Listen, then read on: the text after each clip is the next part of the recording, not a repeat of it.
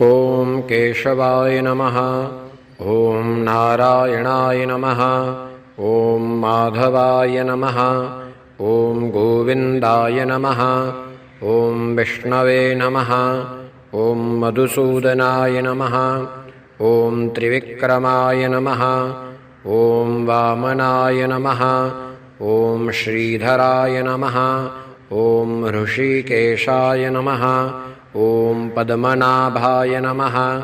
ॐ दामोदराय नमः। ॐ सङ्कर्षणाय नमः। ॐ वासुदेवाय नमः। ॐ प्रद्युम्नाय नमः। ॐ अनिरुद्धाय नमः। ॐ पुरुषोत्तमाय नमः। ॐ अधोक्षजाय नमः। ॐ नारसिंहाय नमः। ॐ अच्युताय नमः। ॐ जनार्दनाय नमः।